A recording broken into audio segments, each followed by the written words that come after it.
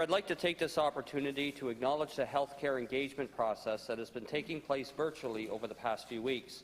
I had the opportunity to sit in one session for the Fredericton region and found the discussion quite interesting from the standpoint of patients.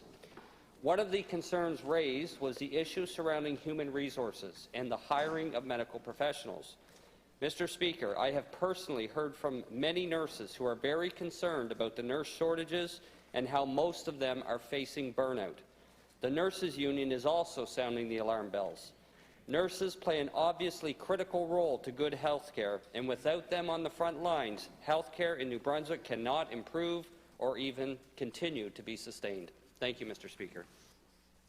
The member for Moncton. Mr. Speaker, as we are all aware, there is indeed a continued nursing shortage at both Vitalite and Horizon. Both of the health authorities struggle to keep up with demand as their human resources dwindle.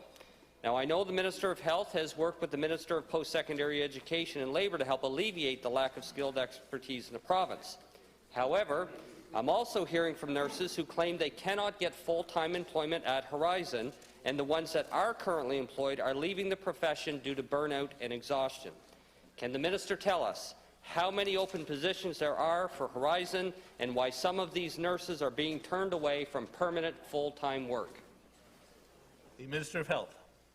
Well, I appreciate that question from the member opposite, and unfortunately, I do not have the numbers of how many positions are open, but I will endeavour to get that information for you today. Look, Mr. Speaker, we know that we need our nurses. We know that we have a nursing strategy to address this.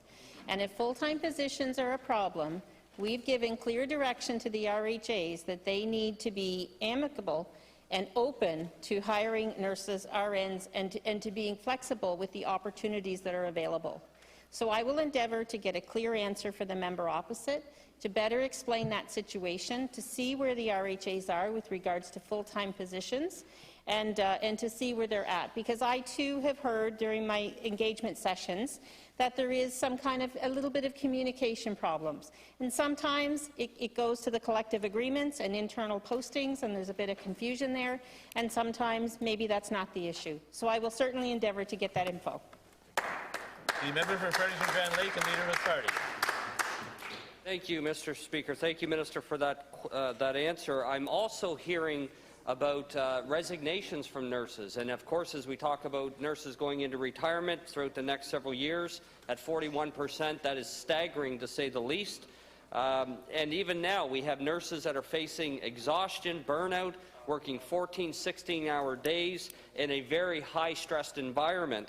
Can the minister then tell us how many nurses have left the profession in the last few months, and what the department is doing, not just to recruit. Recruitment is one part of the strategy, but you have to retain what you have. And if you're losing nurses as fast as you're recruiting them, you're no further ahead. So can the minister tell us how many nurses have left the profession in the past 3 months from Horizon and Vitalite?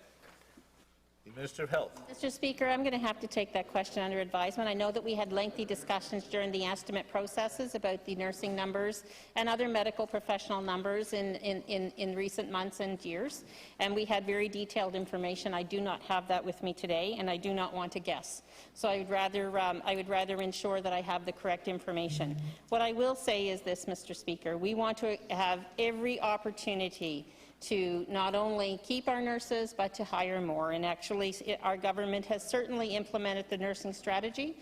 We recognize that we would lose approximately 130 RNs per year, and we are now on a path where we now have accumulated at least 82 nurses per year that we will be graduating and or bridging from the LPN program to RN. So we have not sat around, Mr. Speaker. We have been very direct in addressing this situation, and we will work with our partners at the NDU in order to further those outcomes. Thank you, Mr. Speaker.